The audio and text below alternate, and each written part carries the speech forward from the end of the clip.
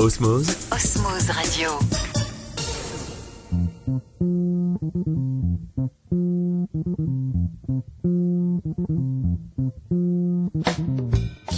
Bonjour, c'est Samia. Aujourd'hui, pour ce nouveau À bâton rompu, je reçois Frédéric Robin. Bonjour Frédéric. Bonjour Samia. Alors, vous êtes jongleur de rue ? On peut dire ça comme ça, mais on peut dire aussi, et moi je suis plus un professeur de jonglerie. Parce Voilà. que Alors, jongleur, il convient de pratiquer beaucoup, et moi je pratique beaucoup l'enseignement. vous êtes un pédagogue. Oui, je me suis découvert pédagogue. Alors, comment on passe d'une vie commerciale à une vie de saltimbanque ?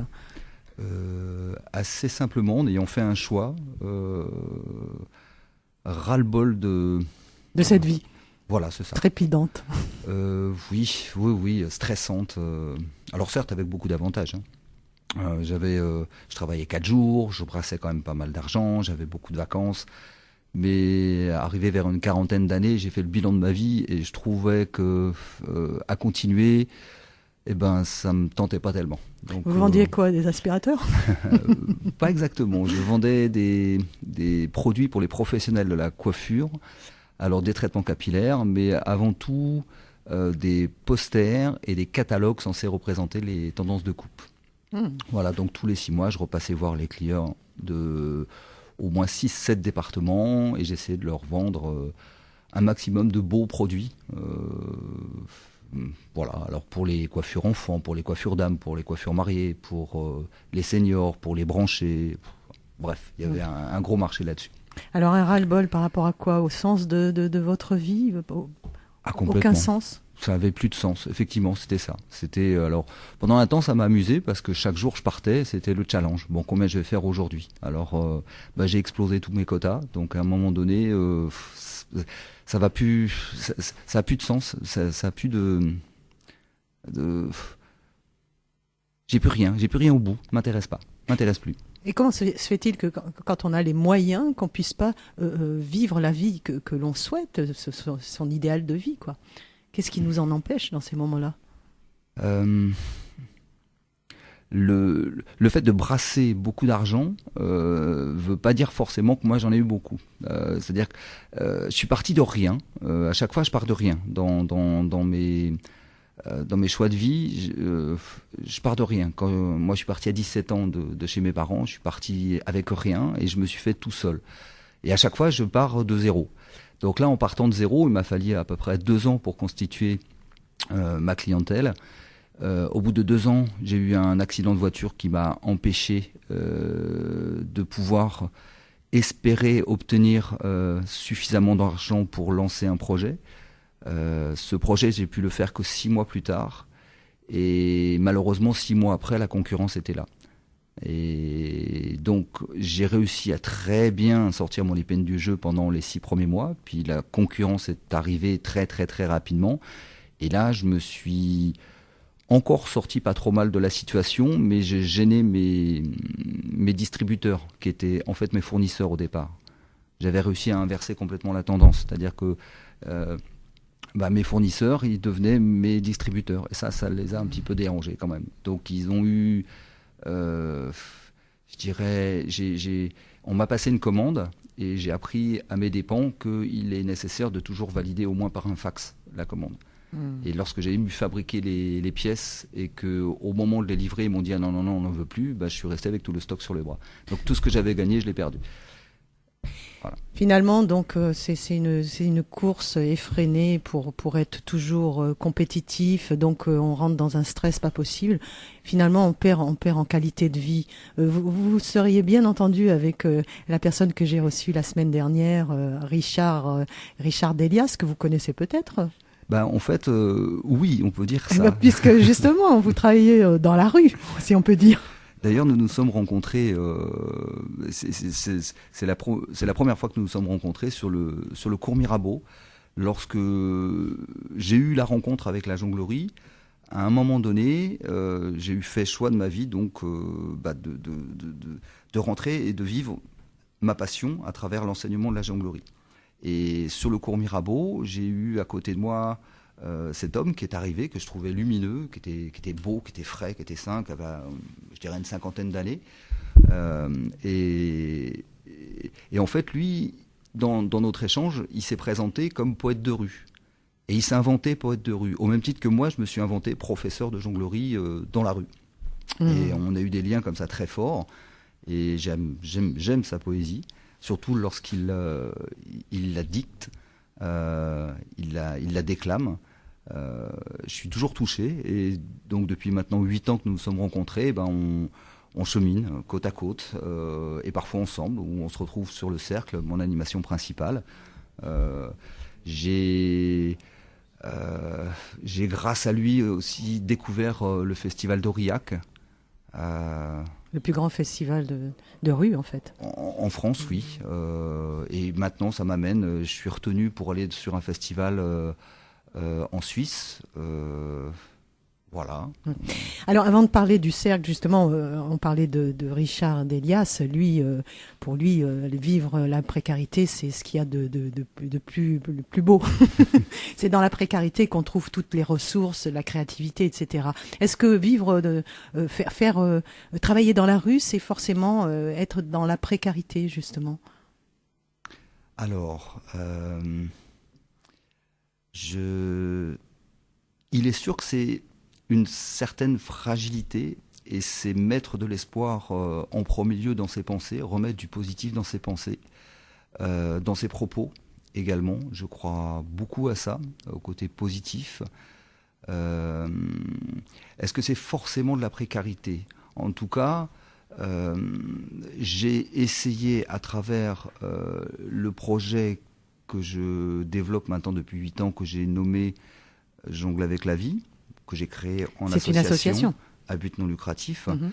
J'ai tenté de faire en sorte d'être assuré, de pouvoir à tout le moins vivre et non pas survivre. Est-ce que cela veut dire qu'on est plus assuré à la providence, justement, plutôt qu'à tout un système qui a été établi et dont on a beaucoup, comment dire, on espère beaucoup, dont on a beaucoup confiance actuellement, mais c'est un système qui peut s'effondrer à tout moment. Oui. Effectivement. En fait, à un moment donné, j'ai cherché un logo, cherché une phrase choc pour l'association, et j'ai trouvé. Et je trouvais ma vérité, cette vérité. C'est que la générosité réveille le plaisir. Le plaisir réveille également la générosité. Donc ça, je suis profondément convaincu de cela. Cette expérience, je l'ai eue lorsque me promenant sur un trottoir dans une rue quelconque, notamment c'était sur Avignon. Je dépasse un jeune adolescent qui est en galère avec son vélo parce que la chaîne a sauté. Et je passe devant lui. Et je fais 4 mètres, je me retourne. Et finalement, je décide d'aller l'aider. Et je sors un couteau que j'avais sur moi. Et j'ai bien fait parce qu'il était vraiment en galère. Pour s'en sortir, ça aurait été difficile. Finalement, j'ai réussi à remettre sa chaîne en état et que le jeune puisse partir. Il m'a dit merci. Mais moi, j'étais tellement fier de moi. Et là, d'un coup, j'ai compris l'importance de la générosité. Ça m'a rien coûté, mais j'étais lumineux en moi, j'étais fier, j'étais content. Et voilà. Et du coup, je trouve que la générosité réveille le plaisir. Ça, c'est un fait certain pour moi. Et je me dis également que lorsqu'on a du plaisir, finalement, on est beaucoup plus tenté à être généreux qu'autre chose. Donc c'est un cercle vertueux, me semble-t-il. Alors on parle de cercle, justement ce cercle, c'est quoi? Vous avez créé le cercle. C'est quoi? Alors ça fait un peu occulte. Hein. Il est vrai, mais un cercle d'amis. D'amis. Le cercle, c'est aussi souvent les huttes, les tribus. Souvent leur domicile ou leur lieu où ils résident, c'est en cercle. Je crois que ça a une importance symbolique très forte. La spirale, je peux pas, pour moi, parce que c'est ouvert. Et il est important que ça soit fermé, parce que c'est une protection. J'ai eu des personnes qui rentraient dans le cercle et je les voyais, ils saluaient avant de rentrer. J'étais stupéfait, mais bon, si ça leur fait du bien, moi je suis d'accord. Alors il faut quand même expliquer ce que c'est. C'est un cercle, c'est un lieu.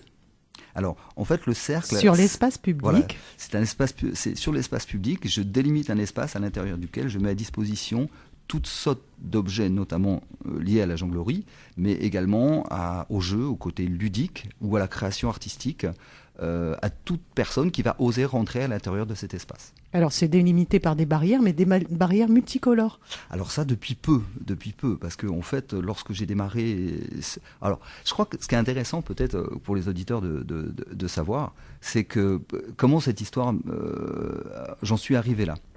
Je crois la première des choses, c'est en 2004. Je suis arrivé en stop avec mes 3 massues que j'avais décidé de prendre avec moi à chaque fois que je faisais mes déplacements en stop. Alors des massues, c'est des massues, des fois les gens les appellent les quilles, mais en fait c'est des massues au niveau de la jonglerie. Avec lesquelles vous jonglez. Avec lesquelles on jongle, c'est un des outils, je trouve, les plus difficiles au niveau de la jonglerie. Mais passons. Je suis donc arrivé avec mes massues en stop sur le Festival d'Avignon. J'avais un tout petit niveau. Peut-être j'avais 6 mois de jonglerie en tout et pour tout, en apprenant les balles et les massues. Je commençais à peine à faire un petit peu de passing pour les connaisseurs. Vraiment, j'avais un tout petit niveau. Mais je suis arrivé sur le festival, j'ai posé mon t-shirt par terre, et puis je me suis improvisé à jongler. Bref, je m'entraînais, mais alors vraiment sans aucune prétention, parce que vu le petit niveau que j'avais et vu le regard que j'avais pu poser sur d'autres vrais jongleurs, j'étais vraiment très loin du compte. Mais bon, peu importe, je passais l'après-midi, je jonglais, on verra bien ce qui se passe. Et il y a un monsieur qui s'est arrêté devant moi, et qui, dès que mes massues tombaient, et elles tombaient souvent, se moquait de moi, notamment en me disant qu'il était nécessaire que je m'entraîne parce que ça tombait souvent. Alors je lui dis, mais moi c'est ce que je fais, je m'entraîne là. Je fais pas de spectacle. Si tu veux voir un spectacle, c'est là-bas. Si tu veux mettre des sous dans le chapeau, ma foi, il est devant toi. Sinon, le spectacle, c'est là-bas. Et je pensais qu'il allait partir et qu'il allait me foutre la paix. Et en fait, non. Il est resté. Et à chaque fois qu'il y avait des gens et que les massues tombaient, il se foutait de moi. Alors à un moment donné, ça m'a exaspéré. Je lui dis, attends, puisque tu l'ouvres, tu fais le beau, viens voir, je vais t'apprendre, tu vas voir ce que ça fait. Et il me dit, alors là, si tu y arrives. Je dis, alors là, t'as trop parlé, mec. Viens là, tu fais le beau, je vais t'apprendre. Alors, j'ai eu la chance qu'il soit bien coordonné, bien synchronisé. Il a réussi à faire quelques lancers, quelques réceptions. Il est reparti en considérant qu'il savait jongler. Et je crois, il m'a filé 5 €. Et là, du coup, dans ma tête, ça a fait tilt. Je me suis dit que j'aurais jamais le niveau avant des années pour prétendre espérer obtenir des sous auprès du public qui me regarderait jongler. Mais par contre, si j'apprenais aux gens à jongler sur l'instant, le peu que vous saviez, le peu que je savais, ils étaient capables de me donner tout de suite des sous. Alors comme je venais d'envoyer balader mon entreprise, que je me retrouvais en tant que RMiste, je me suis dit que ça pouvait être un petit temps de survie qui pouvait être intéressant. Donc là-dessus, je me suis mis à enseigner la jonglerie à travers ce qui m'avait été appris par une école de cirque dans mon village. Et puis très vite, je me suis aperçu que cette technique-là, ça ne fonctionnait pas.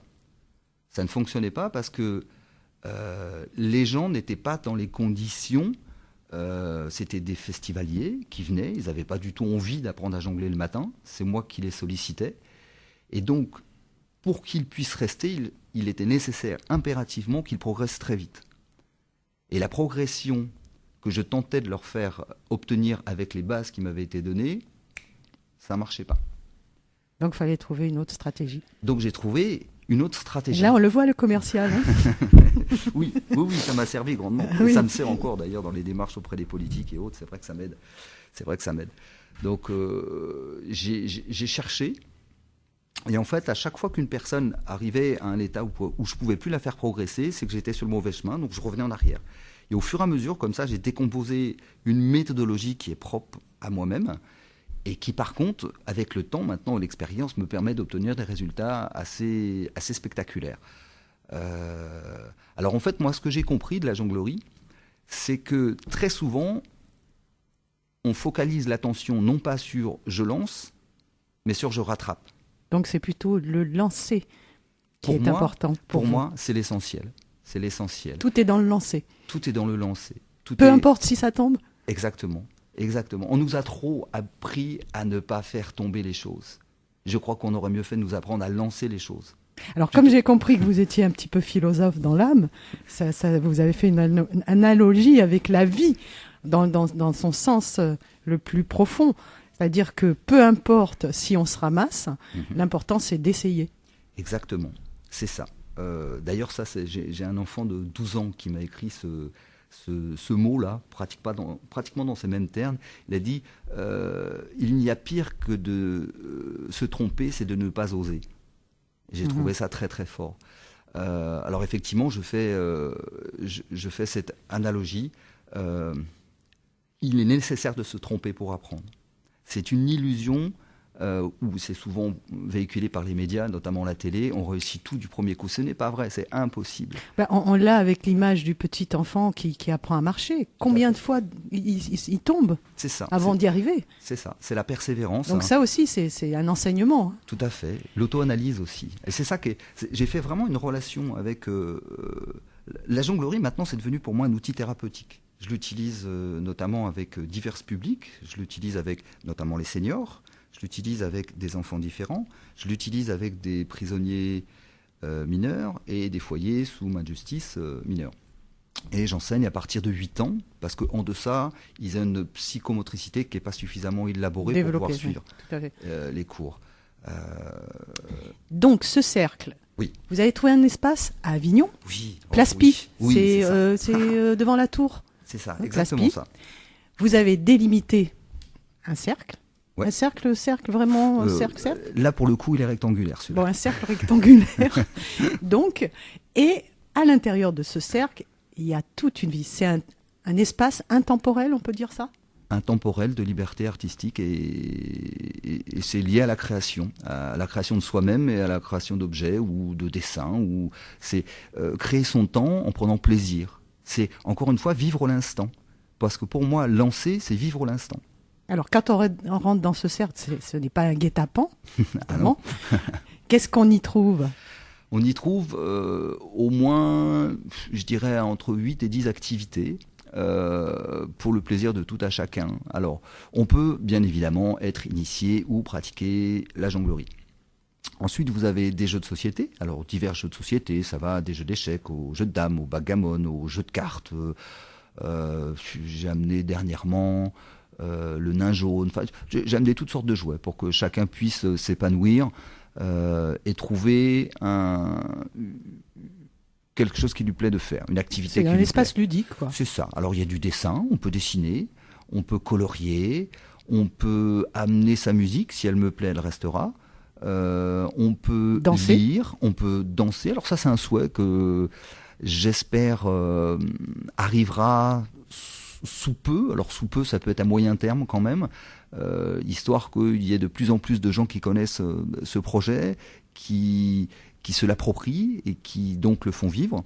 C'est vrai que j'aimerais pouvoir réunir des gens, peut-être une dizaine, une vingtaine, une trentaine, pourquoi pas une cinquantaine, et on prendrait plaisir à danser pendant 1 heure. Alors moi je suis bien en rock et en salsa, mais peut-être d'autres sont bons en tango ou en passo doble ou en valse, et pourquoi pas s'amuser à danser comme ça pendant 1 heure dans la ville avec une bonne petite musique, pas trop fort pour gêner personne, mais créer une belle émulation transgénérationnelle. Voilà. Et on peut évidemment jongler. Ah oui, oui. Alors on peut faire du diabolo. Oui, ça pour moi ça fait partie de la jonglerie. C'est tous des outils liés à la jonglerie. On peut jongler avec des assiettes. Oui, non, pas jongler, comment ça s'appelle? Avec oui, c'est une baguette, une assiette. Et puis on libère complètement le poignet. Et puis aucune. C'est quoi le golo? Le golo, c'est l'autre nom du bâton du diable. C'est un bâton, 2 baguettes, et on fait évoluer le bâton entre les 2 baguettes. D'accord. Et le kiwodo? Alors ça, c'est l'autre nom des bolas ou des poi. Mais je trouve qu'au niveau phonétique, c'est pas joli. Alors, c'est-à-dire c'est une poignée, une chaîne, et au bout un poids, alors qui peut être soit une balle, soit du tissu, soit du matériel inflammable. D'accord. Et on fait évoluer ça avec les 2 bras. D'accord. Alors n'importe quel passant peut rentrer dans ce cercle. Est-ce que vous les interpellez? Est-ce que vous faites un travail justement pour les faire rentrer? Est-ce que les gens rentrent facilement? Certains oui, d'autres non, mais ça c'est comme dans tout. Il y a des gens qui osent plus que d'autres. Parfois j'interpelle les gens, parfois je les laisse faire. Ça dépend, certains oui, certains non. Chacun vit avec ses propres peurs. Il y en a où la peur est plus engagée que d'autres. Donc c'est un petit peu plus délicat. Mais Bon, effectivement, c'est tout le monde, c'est même les bébés à la limite, ils peuvent venir, ils vont toucher, ils vont regarder les couleurs, ils vont passer un temps, ils vont voir des gens gesticuler peut-être pour eux dans tous les sens, mais bon, c'est vraiment pour tout le monde. J'ai une mamie qui avait 77 ans, elle est venue 2 fois de suite dans mon espace. Alors j'espère qu'elle n'a pas attrapé froid puisque je ne l'ai pas revue depuis quelques temps. Mais c'était génial de voir le public autour, voir cette mamie de 77 ans dans le cercle, en train de se mettre à jongler, à commencer, à recommencer, à s'améliorer. Enfin, c'était super. J'imagine dans une société où justement la vie sociale se délite, un espace comme ça, c'est extraordinaire. Ah, pour moi, oui. Et puis je crois que pour les gens aussi qui passent par ici, qui le voient, qui font vivre cet espace, oui, effectivement, c'est extraordinaire. Une maman qui se promène avec ses enfants, c'est génial d'avoir un espace comme ça et de pouvoir s'asseoir sur un banc à côté. Il y a des bancs, j'imagine. C'est ça. Et voilà, et de voir ses enfants évoluer et faire la jonglerie, etc. C'est génial, en fait. Oui, je suis convaincu de cela. C'est pour ça, ça fait 8 ans que je me bats avec acharnement pour pouvoir... Ça a été dur. Oh, très dur. Très dur. C'est quoi les résistances et pourquoi ce chemin de croix, là pour arriver simplement à poser votre structure Parce que la rue fait très peur aux politiques. Tout ce qui touche à la rue, ça fait très peur aux politiques. Ils ont peur de ne pas contrôler, je crois. Alors après, c'est un peu délicat. Moi, je sais que j'ai fait 2 demandes avec la ville d'Avignon et au bout de la 2e seulement, j'ai vraiment été écouté. Et on m'a permis, dans de très bonnes conditions, de faire vivre ce projet. Et vraiment, je remercie les gens qui m'ont soutenu. Alors, je ne sais pas si je peux les nommer, je ne sais pas si c'est un intérêt. Mais en tout cas, il y a vraiment 2 personnes qui m'ont grandement aidé sur la ville d'Avignon, que je remercie particulièrement. Voilà. J'ai essayé dans d'autres villes, ça a été beaucoup plus difficile. Et alors, j'ai eu des rapports personnels avec des adjoints chez qui ça a bloqué.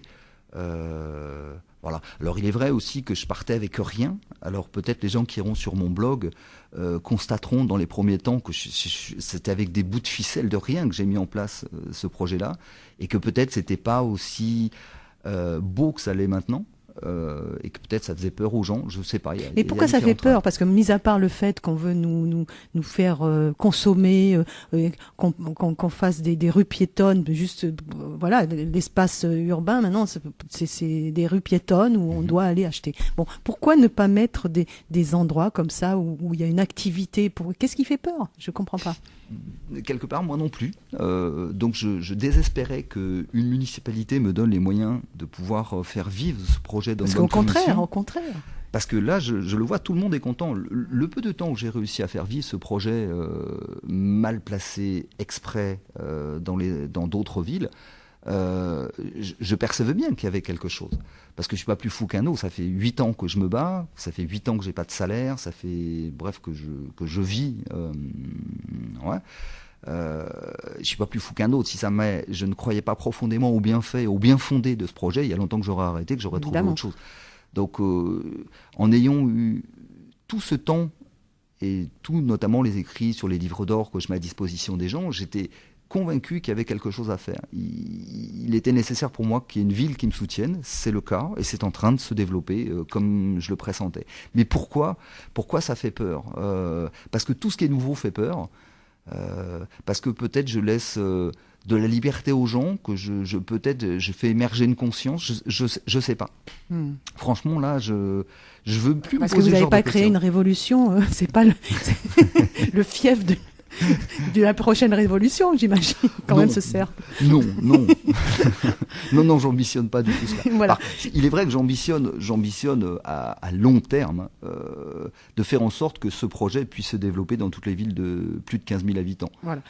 Mais bon, ça c'est quand je serai vieux et peut-être même que je serai plus là. Quoi. Bon, j'imagine que les politiques sont rassurés maintenant. Bah écoutez, je vais avoir rendez-vous, j'ai pris rendez-vous en début mars, puisque moi, l'autorisation court jusqu'à fin mars, début avril. Donc, et je remercie grandement qu'on m'ait laissé cette période d'essai, parce que ce temps m'apparaît suffisant pour que tout à chacun prenne la mesure de ce que j'essaie de faire et tout le bienfait que ça peut apporter. Et je crois que depuis maintenant 3 mois et demi que j'ai implanté le projet, à mon sens, pour moi, ça se déroule très très bien. J'ai la mairie qui m'a dit qu'ils avaient commencé à recevoir des écrits dans le sens du projet, qu'ils étaient très contents.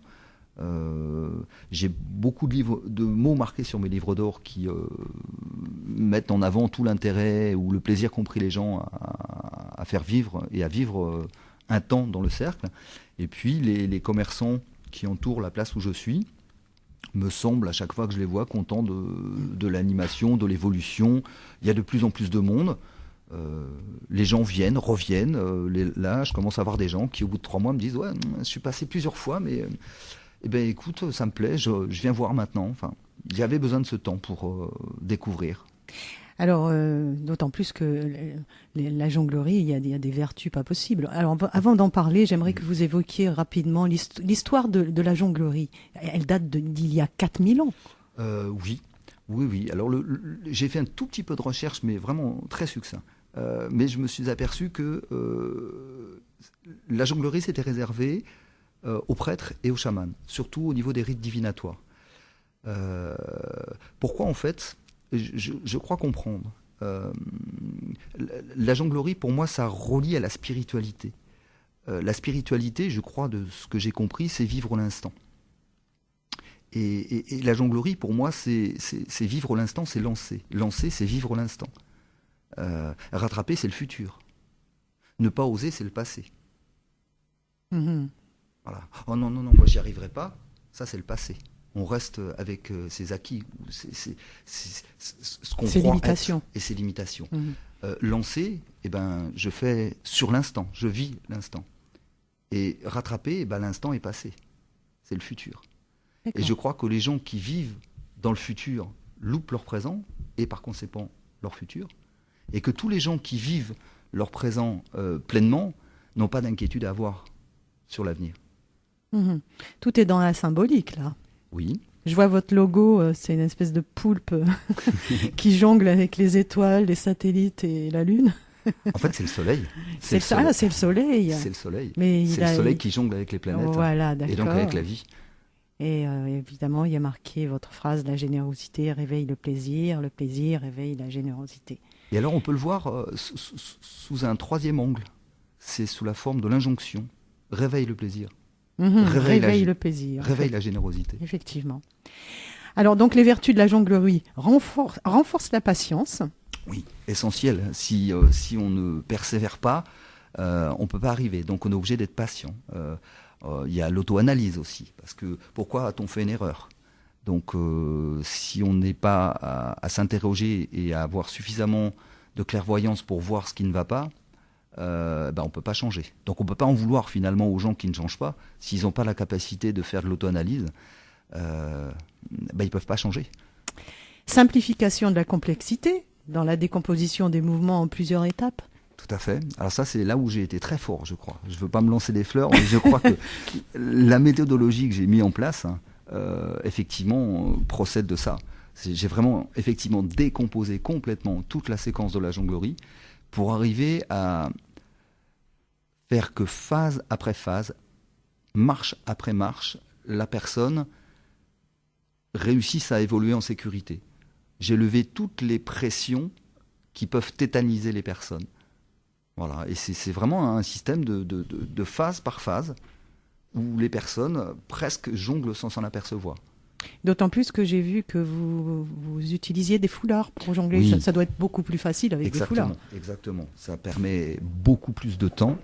Une balle, ça tombe très vite. Un foulard, ça met du temps pour descendre. Donc les personnes se sentent beaucoup plus en sécurité pour avoir le temps de réagir. Et puis au fur et à mesure, je raccourcis le temps de réaction. Ça aide le corps et l'esprit à travailler ensemble ? Oui. Ça donne une conscience donc corporelle ? Tout à fait. De contrôle ? Oui. Plus important. Qu'est-ce qu'il y a d'autre ? Ça vaincre la peur, évidemment. Oui. Lâcher prise. Oui. Ça met en mouvement, donc la circulation sanguine, c'est un sport en fait. C'est un sport très complet et qui a de multiples intérêts, c'est qu'on a rarement des courbatures et on peut rarement se faire mal avec la jonglerie. Mais par contre, ça met en une fréquence cardiaque légère mais constante et ça permet une bien meilleure oxygénation du sang sur l'ensemble du corps. Et du coup, c'est très bénéfique. Une autre grande, je dirais pas avancée, mais ça c'est très important, c'est que ça permet de faire travailler les deux hémisphères cérébraux en même temps. Justement, ça c'est super important en fait. Ça stimule l'interaction entre les deux parties du cerveau. Voilà. Et ça stimule par conséquent bien plus que je crois n'importe quelle autre activité l'hémisphère droit. On sait maintenant que l'hémisphère droit c'est le cerveau de la créativité. Qui est bien endormi dans nos sociétés. Oui. Oui. D'ailleurs, on est anesthésié par la télévision, par tout ça. On est passif devant tout un tas de choses. C'est sûr que là, ça donne à travailler. Ah, ça, c'est certain. J'ai vu sur Facebook, ou je ne sais plus où, une vision d'un cerveau gauche et d'un cerveau droit. En fait, le cerveau gauche, c'était, on va dire, New York, tout rectiligne, des gratte-ciel, tout sombre, tout gris, etc. Et le cerveau droit, c'était une prairie avec des champs, des oiseaux, des fleurs, le soleil, la cascade, les eaux, les petits ruisseaux. Enfin, voilà, c'était ça. D'accord. Donc, il y a une réelle oxygénation du sang. Les déchets produits par la respiration peuvent être éliminés des tissus musculaires grâce aux mouvements alternés et rapides. C'est ça. Super action, hein ? Complètement. J'ai envie de jongler, du coup. Alors, venez, je me ferai un plaisir. C'est de vous apprendre ça. C'est pour ça la vue même aussi. Comment ? C'est une action au niveau de la vision périphérique. Oui, je vois. Vision de repérage et périphérique, discrimination visuelle. C'est le top. Oui. Alors c'est particulièrement bénéfique aussi pour les enfants qui souffrent de problèmes de dyslexie. Je serais tenté de dire même pour les enfants dyspraxie et autres.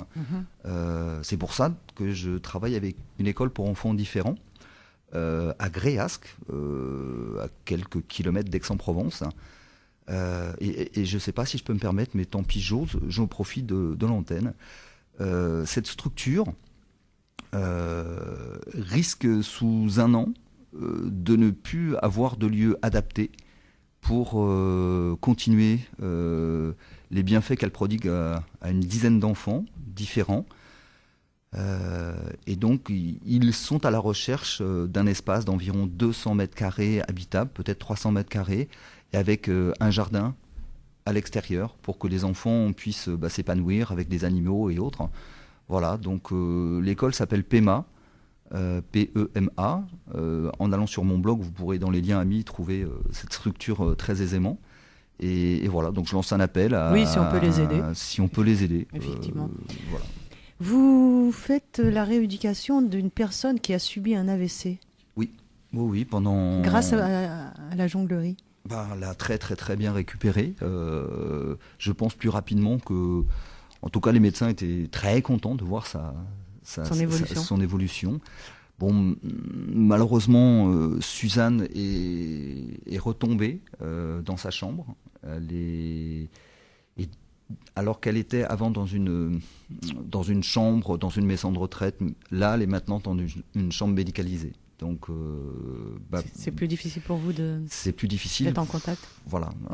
Mais pendant les 1 an et demi qui ont suivi son premier AVC, on a constaté des progrès considérables. Très bien.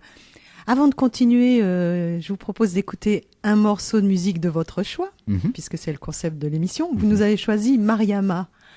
Alors, c'est qui Mariama ? En fait, je l'ai écouté sur une radio concurrente, donc je ne vais pas la nommer. Vous pouvez. Hein. Ah bon ? Alors c'est France Inter. Un soir, j'ai découvert cet artiste et dès les premières notes de musique, j'ai été touché par sa mélodie, son swing, son rythme. Alors par contre, j'espère qu'elle raconte pas de sottises parce qu'en fait, je comprends pas l'anglais. Alors le mot, voilà, c'est no way. Voilà. Il n'y a pas d'issue. C'est pas votre message à vous. Non. Il y a une issue. Ah oui. Mais on va écouter quand même le morceau.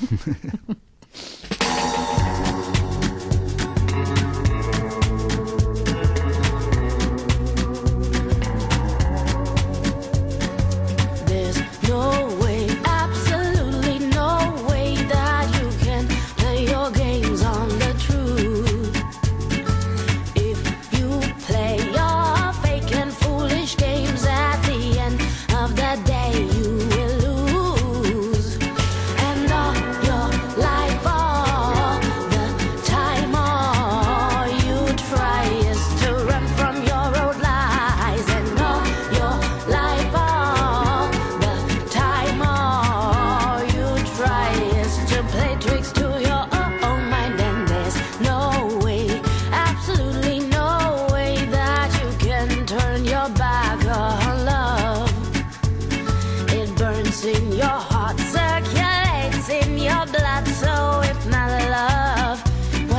gonna live on. And I said, oh, there's no way, there's no way, there's no way. Well, I said, oh, there's no way, there's no way, there's no way. And there's no way, absolutely no way that you can exist without God. Say what you may, Jah Allah or Yahweh, the highest power manifesting all of us.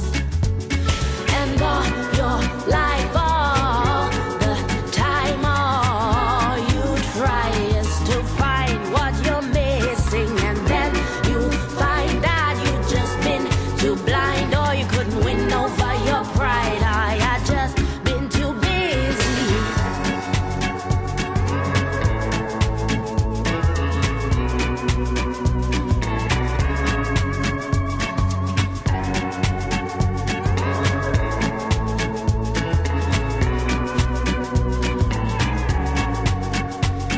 And there's no way, absolutely no way that you can live your life without joy.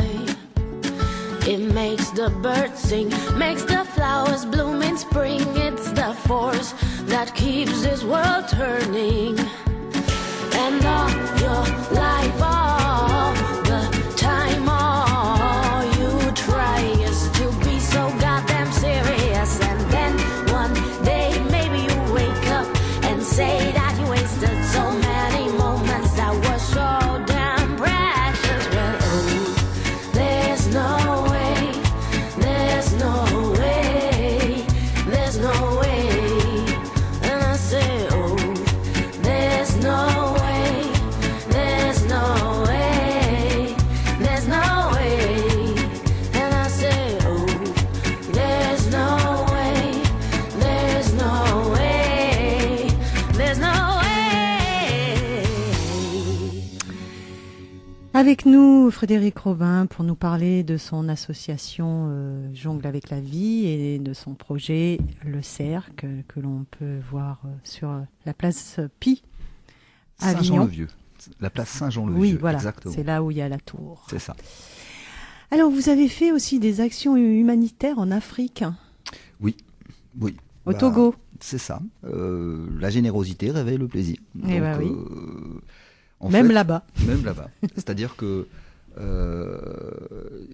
pendant une année, donc 2011, en fait, il y a eu un peu plus d'argent que prévu qui est rentré sur le compte de l'association. Et du coup, vu que c'est une association à but non lucratif et je ne dois pas faire de bénéfices, eh ben, j'ai raisonné en me disant qu'est-ce que je peux faire avec cet argent. Et il s'avère que j'ai une adhérente de l'association qui était au Togo à ce moment-là en tant que responsable d'une maison de quartier à Lomé et qui est fan de l'association, du cercle, etc. Et lorsqu'on s'écrit de loin en loin, on se téléphone, on s'envoie des mails, etc. Et à un moment donné, je lui ai dit, mais dis donc, vu que tu sais ce que je fais, dis voir s'il n'y aurait pas la possibilité pour moi de descendre là-bas. Et moi, je suis prêt, je descends avec mon matériel, usagé mais en état. Je transmets mon savoir, et puis je repars, quoi. Je fais un coup de vent. J'imagine que ça a été une aventure humaine extraordinaire pour vous. Et pour eux. Ah bah oui, tout à fait. Puis il n'y a pas de hasard. J'ai rencontré dans l'avion à l'aller une personne qui s'occupe d'un village, notamment à Akata, et qui est un dispensaire de lépreux. Enfin ça, je l'ai su qu'une fois arrivé sur place. Et donc il m'avait proposé de venir faire un petit show ou un petit spectacle pour les enfants de là-bas, qui n'avaient jamais vu ça. Et je me suis fait un plaisir d'y aller, quoi. C'était fin 2011 ? Fin 2011. Donc alors, il y a très peu de temps, là. Il y a très peu de temps. En fait, moi, cette année, en 2012, je voulais réitérer cette expérience, mais j'ai eu un choix à faire. Soit j'investissais dans un camion qui me permet de transporter notamment le cercle, soit je partais au Laos, notamment dans un orphelinat pour jeunes filles, pour transmettre la jonglerie là-bas. Pourquoi là-bas ? Parce que c'était une association française, donc je supposais qu'ils parlaient français. et que j'aurais pu m'en sortir là-bas. Voilà. Bon, finalement, ça s'est pas fait. Voilà. Il était plus important pour moi que j'investisse dans un camion qui tienne la route pour pouvoir transporter le cercle et tout le matériel nécessaire. Alors, Jongle avec la vie est devenu Jongle avec la vie au Togo. J'imagine que vous avez laissé des traces. Quel est le plaisir que vous en tirez de ce que vous avez fait là-bas? Notamment, il y a 2 Jongles avec la vie au Togo maintenant. Il y a un des élèves que j'ai formé, où je l'ai initié avec les foulards. Lui, il est en fait... Alors, je suis resté 10 jours là-bas. Et en l'espace de 10 jours, j'ai pu transmettre environ 75% de mon savoir, aussi bien aux enfants qu'aux animateurs. Voilà. Et donc, un des animateurs, lui spécifiquement, je lui avais enseigné l'art de transmettre la jonglerie avec les foulards. Donc, comme ils n'ont pas de foulard là-bas, il y a des sacs plastiques. On peut très bien se débrouiller avec des sacs plastiques. Et du coup, ils forment les enfants avec des sacs plastiques. Voilà. C'était des enfants à partir de quel âge? De toute façon, c'est toujours à partir de 8 ans. Parce qu'en deçà, pour moi, je considère que c'est exceptionnel. Un enfant de 7 ans, c'est rare lorsqu'il est en capacité de coordonner, de synchroniser avec autant d'attention. Donc, c'est à partir de 8 ans. Et voilà, alors il transmet la jonglerie de cette manière-là. Et puis sur Lomé, dans cette maison de quartier, et tous les enfants désœuvrés peuvent venir et les animateurs transmettent et ils peuvent pratiquer la jonglerie. Cette action était bien reçue. Ah là, c'est énorme. Ils ont un souvenir de moi là-bas, c'est puissant. Ils m'ont même délivré un diplôme de meilleur professeur de jonglerie au monde. Au monde? Ah oui, je l'ai avec moi. Il est dans mon sac. J'ai avec moi. Et il y a des réels problèmes là-bas. Vous avez été confronté à la vie un peu difficile, sans doute. Ah oui, j'ai été mis face à la situation d'un enfant plus que pauvre. Déjà dans ses vêtements, dans sa posture, dans ses regards. Oui, parce que quand on parle de précarité, de vivre la précarité, que c'est bien, etc., c'est avoir quand même quelque chose dans le ventre. Oui. Voilà. Oui. C'est pas être complètement affamé. C'est ça. Alors lui, il avait une espèce de petite raclette assez longue et il fouillait tout le temps dans les poubelles. Et j'ai été touché, donc j'ai été le voir, je lui ai filé des sous et il m'a regardé, il comprenait pas ce que je voulais. Et en fait, moi, je voulais juste lui donner. Alors j'espère que ça ne lui a pas fait de tort, parce que des fois, l'enfer est pavé de bonnes intentions. Tout à fait. Mais bon, voilà. Quand j'ai vu ça, j'ai tellement été touché. J'ai pris ce que j'avais dans ma poche, je lui ai filé et advienne que pourra. Advienne que pourra. Voilà. D'accord. Vous avez aussi participé à la grande chaîne de solidarité de Noël. C'était où Gardanne. Oui, voilà. Noël dernier. C'est ça. En fait, ça fait plusieurs années. Alors, je l'ai dit au départ, je suis parti à 17 ans de chez moi. Donc, cela laisse sous-entendre qu'au niveau familial, c'était pas forcément le top. Oui, j'ai vu que c'était assez rock'n'roll. C'est ça. Plus que ça. C'est ça. Et donc, Noël, en général, c'est famille. Et moi, comme je suis pas famille, voilà, je me retrouve souvent seul à Noël. Et du coup, je me suis dit que pourquoi ne pas utiliser mon temps pour faire plaisir aux gens qui pouvaient en avoir besoin. Et donc j'ai cherché un Noël solidaire. Alors j'ai cherché la Croix-Rouge, j'ai cherché tous les grands noms. En fait, mais j'ai cherché, c'était la veille, je crois. Donc, mais tout était fermé. C'était un dimanche, un truc comme ça. Enfin, c'était tout fermé. Et puis en cherchant sur internet Noël solidaire, je suis tombé sur un truc à Gardanne. Donc j'ai pris mon téléphone, j'ai appelé, je leur ai dit ce que je voulais faire. Et ils m'ont dit, vous êtes le bienvenu. Donc je suis descendu avec mon matériel et je me suis occupé de transmettre la connaissance de la jonglerie à ceux qui en avaient besoin. Puis ceux qui voulaient pratiquer par connaissance, ils avaient le matériel qui était à disposition. Donc ça a surpris agréablement. Et voilà, donc il y avait, je crois, la directrice de cabinet du maire qui était présente lors de cette soirée, qui a été emballée par ce que j'ai mis en place. Et bon, ça a fait des contacts intéressants et agréables. Je pensais à une chose, pourquoi vous ne travailleriez pas avec des jeunes des quartiers, des pré-ados, avant qu'ils deviennent ados, avant qu'ils partent dans des tripes d'enfer? Pourquoi? Parce que c'est à ce moment-là qu'ils sont malléables, les gamins. Ça peut leur faire un grand, grand bien, quoi. Pourquoi ? Parce que pour l'instant, ça s'est pas encore présenté. Mais moi, je suis pas contre. Ça serait génial. Oui, mais je dirais, le projet, il est conçu de telle manière que, pour l'instant, je suis dans le centre-ville. Mais rien n'empêche que je puisse former des personnes qui vont eux-mêmes, à leur tour, développer dans un quartier un cercle. Qu'est-ce qui l'empêche ? Tout à fait. Voilà, à partir du moment où les gens sont formés et qu'il y a un minimum de sens relationnel, c'est ça qui est bien dans mon projet. C'est créer des relais pédagogiques, quoi. C'est ça. Et je peux créer de nombreux emplois non qualifiés. Moi, je suis pas qualifié en rien. Bon, certes, j'ai mon expérience professionnelle, mais je suis pas qualifié. Ma méthode, elle est à moi. J'ambitionne de créer une école pour transmettre ma méthodologie, parce que je suis profondément convaincu qu'elle apporte du bon. Bien plus que le simple fait de jongler. Et donc, je veux transmettre ça à tous ceux qui veulent transmettre la jonglerie. Alors, tracer des cercles rectangles pour ne plus penser carré, oui. C'est votre philosophie. c'est effectivement ça. Alors ça, c'est une personne qui a écrit ce texte sur un de mes livres d'or et je la prends volontiers pour moi. C'est oui, ça serait et de loin ma philosophie. Oui, tout à fait. Et comment vous êtes passé de la cour Mirabeau à la place Pi, enfin place, comment vous l'appelez déjà cette place ? Saint-Jean-le-Vieux. Oui, voilà, Saint-Jean-le-Vieux. Alors comment je suis passé de là ? C'est parce que je me suis tellement fait mal sur cette ville, donc Aix-en-Provence. J'ai eu tellement, je me suis fait, mais on m'a fait également tellement mal que j'ai voulu changer d'orientation, mon fusil d'épaule. Quand à un moment donné, à force de passer par tous les endroits et que tout est fermé. On vous a fermé toutes les portes ? Complètement. Voilà, donc j'assiste. Méchamment. Oui, j'ai trouvé parfois. Oui. Même si je dois reconnaître que Madame le maire d'Aix-en-Provence a soutenu mon projet. Donc ça, je sais, je reconnais cela. Mais il y a eu des pressions qui ont fait que voilà, ça n'a pas pu se faire. Et lorsque ça s'est fait, c'était dans de mauvaises conditions. Enfin, rien n'a été fait pour que le projet puisse se réaliser dans de bonnes conditions. Et donc, effectivement, ça n'a pas marché.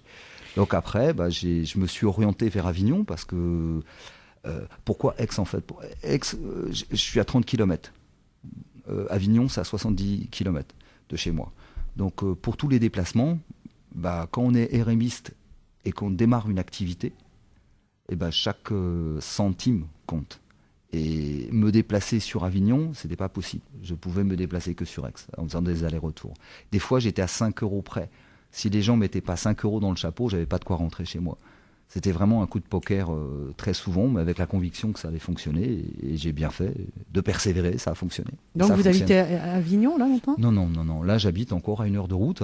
Ah, toujours ? Oui, parce que en fait, j'ai tout lâché, mais je suis pas inconscient non plus. C'est-à-dire que lorsque j'avais mon entreprise, j'ai eu la capacité de finir de payer un petit appartement. Et du coup, j'ai pas de crédit, heureusement. Vous êtes libre. Donc je suis pleinement libre. Et c'est pour ça que j'ai tout envoyé péter mon entreprise, etc. pour repartir et trouver un chemin de vie sur lequel je puisse enfin m'épanouir. Alors quand vous dites que vous avez démarré dans une famille à problème, enfin c'est ce qu'on sous-entend, c'est ce qui est sous-entendu en fait, en tout cas, et que à un moment donné vous aviez vraiment l'impression que justement il y avait rien pour vous. Et c'est un livre qui vous a fait prendre conscience que vous étiez né sous une bonne étoile. C'est Conversations avec Dieu de Neale Donald Walsch. Oui.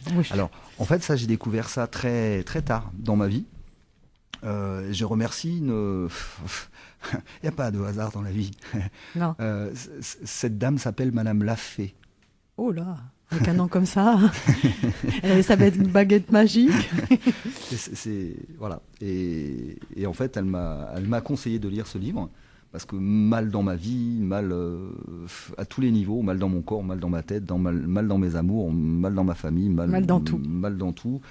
Elle m'a dit tiens, lis, ça peut te faire du bien. Et waouh, et je la remercie. Et alors, qu'est-ce qu'il y a d'extraordinaire dans ce livre ?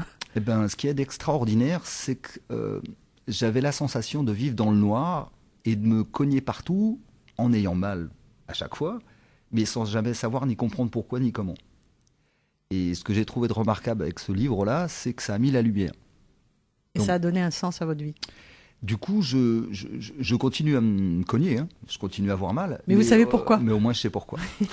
C'est déjà pas mal. C'est énorme. Et j'ai trouvé que, à travers toutes les lectures que j'ai pu avoir tout au long de ma vie, en fait, ça a fait comme un puzzle et toutes les pièces se sont agencées les unes par rapport aux autres. Pour donner quelque chose de cohérent. Pour moi, il y a une cohérence. Et du coup, maintenant, c'est un apaisement pour moi d'avoir pu comprendre ça, que je conseille à tout le monde cette lecture. Ça coûte 5,30 €, je crois, dans n'importe quelle librairie. Et il n'y a aucun prosélytisme. On a le droit de fermer le bouquin si ça ne convient pas. Enfin, voilà. En tout cas, pour moi, ça a été remarquable. Vous jonglez avec le feu? Peu. Pour ne pas dire vous jouez avec le feu. Je jongle avec le feu peu. Je jongle peu en fait. J'ai peu le temps de pratiquer parce que la plupart du temps j'enseigne, donc je peux pas tout faire à la fois. Ou j'enseigne, ou je supervise le cercle, et quand je supervise le cercle, je peux pas m'entraîner. Et puis j'ai quand même une vie à côté du cercle et de l'association, et si ce temps de vie je l'utilise pour jongler, j'ai plus de vie. Et alors je jongle de temps en temps, je me fais plaisir, mais bon, pendant une période, j'ai eu pratiqué avec assiduité pour arriver à un certain niveau, bon, qui n'est pas très avancé, mais bon, j'arrive à faire à peu près avec 4 masses une trentaine de lancers lorsque je me suis un petit peu entraîné, j'arrive à passer quelques techniques, juste de quoi pouvoir transmettre la jonglerie. Et moi, ce que je transmets, c'est la base. Si on part avec de bonnes bases, on peut tout seul aller très loin derrière. Voilà, donc il n'y a pas spécialement besoin de savoir faire des choses extraordinaires. S'il y en a qui le savent, ils sont les bienvenus dans mon espace. Et puis s'ils ont la pédagogie pour pouvoir transmettre leur capacité technique, ils sont les bienvenus. En fait, on peut dire que vous êtes un idéaliste anticonformiste. Oui. Oui, quand même. Hein. Oui, je prends. je prends. Effectivement, j'ai de l'utopie, j'ai de la naïveté en moi, mais oui. Voilà, oui, voilà. Oui. Bon, qu'est-ce que je voulais dire? Vous avez à un moment donné dans votre parcours rencontré les arts du cirque. Qu'est-ce que vous pouvez nous en parler? Oui, j'ai pris beaucoup de plaisir à découvrir ces arts du cirque. Avant, le sport a été très important pour moi. Ça a été des béquilles. En fait, si j'avais pas le sport, je ne sais pas où j'en serais aujourd'hui. Je me suis lancé à corps perdu dans n'importe quoi. Au départ, je voulais être danseur parce que ma sœur aînée, qui a 14 mois de plus que moi, faisait de la danse. Donc je voulais faire de la danse. Et puis le professeur a dit non, toi tu vas aller à l'escrime. Alors j'ai fait de l'escrime. Et je suis devenu très rapidement très bon. Ensuite, j'ai fait du judo. Très rapidement aussi, je suis devenu très bon. J'étais au niveau du championnat de France. Enfin, j'ai fait des choses un petit peu... Puis après, j'ai eu un accident de moto. Ça m'a ruiné ma jambe. Ça vous a arrêté dans votre élan? Ça m'a arrêté dans mon élan, entre autres. Je ne veux pas justifier ça de cette manière-là, mais enfin, c'est vrai que ça a interrompu de toute façon la pratique du judo. Alors j'ai continué avec la boxe américaine, parce que la boxe américaine, c'est boxe pied-point avec une protection au niveau des tibias. Et puis à un moment donné, j'ai cessé de faire des sports de combat, parce que j'ai plus envie de faire mal aux autres, ni de me faire mal à moi-même. Et là, j'ai eu le plaisir de rencontrer les arts du cirque. Donc je devais... c'était à peu près il y a une dizaine d'années maintenant. Et là, j'ai trouvé qu'il n'y avait pas de pression. Et comme je vais vite dans la progression des sports, j'ai très rapidement pris plaisir à faire des équilibres, des acrobaties au sol, de faire du trapèze, de faire... Il n'y a pas de compétition. C'est ludique, c'est créatif. Il y a tout le corps qui est mis en route. C'est valorisant de réussir à progresser. Donc je me suis épanoui dedans jusqu'à ce que j'arrête mon entreprise et que j'arrête par conséquent les cours de cirque, parce qu'à ce moment-là, j'avais plus d'argent pour suivre les cours. Et de là, déplacement en stop, arrivé sur Avignon, le monsieur qui se moque de moi, j'enseigne la jonglerie, je trouve une pédagogie, et au fur et à mesure, sur la ville d'Aix-en-Provence qui me crée tant de problèmes, finalement, ces problèmes qui m'ont été mis en travers de mon chemin m'ont permis de créer le cercle. Parce qu'au départ, quand j'ai eu cette relation avec la jonglerie, j'étais loin de m'imaginer que j'arriverais à créer l'association Jongle avec la vie, que je développerais le cercle. Et c'est toutes les embûches qu'on a pu me mettre jour après jour. En fait, ce sont autant de tremplins pour aller encore plus vers l'avant. C'est ce qu'il faut retenir. Hein. Oui, c'est ça. Alors là, il nous reste 3-4 minutes avant la fin. Qu'est-ce que vous auriez envie de dire? Qu'est-ce qu'il faut faire? Il faut venir en masse dans votre cercle pour que ça continue à vivre? Qu'est-ce qu'il faut faire? En masse, non. Ça serait trop. Ça serait trop. Mais venez découvrir, venez oser, essayez. Et puis on fera tout. Alors je mets on parce que y a des jeunes qui ont été sensibles à ce que je leur propose de vivre et qui s'impliquent grandement au sein du cercle et qui font vivre l'espace, qui parfois m'aident, qui spontanément vont aider un petit jeune ou un petit enfant à faire soit du truc à roulette, soit de manipuler un Mikido, soit de manipuler un Diabolo, soit de manipuler des objets de jonglerie. Alors c'est tous les mercredis après-midi, oui. Tous les samedis après-midi et tous les dimanches après-midi. En fonction du climat. Oui, s'il pleut, s'il vente, s'il neige ou s'il fait trop froid. Vous restez chez vous. C'est ça. Donc c'est à partir de quoi, 13h30 ? Alors j'arrive vers 13h30, mais en général le cercle est ouvert vers 14h30, voire peut-être même 15h. Après c'est à voir comment cela va évoluer. Je peux rester jusqu'à une hauteur de 22h. Ah oui, quand même. Le samedi après-midi et 20h le mercredi et le dimanche. J'attends début mars la rencontre avec les responsables de la mairie pour voir comment on peut poursuivre au mieux. Si c'est reconduit. Si c'est reconduit et comment on peut faire suivre ce projet dans de meilleures conditions court si c'est possible. Et vous serez là pour le festival ? Alors oui, je serai là pour le festival, mais alors je ne sais pas encore si je vais avoir ma place habituelle. Ah. Ou si finalement je tente l'expérience de faire vivre le cercle dans les conditions actuelles pendant le festival d'Avignon. Je me dis que ça peut peut-être être intéressant. Ça peut peut-être être intéressant. Alors, il est sûr par contre que je fais vivre le cercle pendant le festival d'Avignon sans toutes les activités, parce qu'il y a beaucoup trop de choses à gérer et beaucoup trop de monde. Donc là, je réduis à l'essentiel. Il y a les livres d'or et l'initiation à la jonglerie. Alors, un peu de promo. Où on peut vous contacter? Je peux donner le téléphone? Complètement, oui. Alors, Frédéric Robin, au 06 87 83 29 08. Votre... c'est quoi, là? J'en ai un deuxième. Ah, vous avez deux portables, vous? Oui. Oui. Alors, le 06 76 86 33 69. Votre site, c'est... dites-le. jongleaveclavie.com. Voilà. Et lorsque vous allez accéder à jongleaveclavie.com, en fait, il conviendra de chercher le blogspot. Parce que jongleaveclavie.com, c'est le site que j'ai protégé, j'ai réservé le nom, mais j'ai pas encore les moyens de créer le site. Donc j'ai une page avec un blog, j'ai une lisibilité sur Internet, c'est largement suffisant pour le moment. Quand j'aurai les moyens, je ferai un site.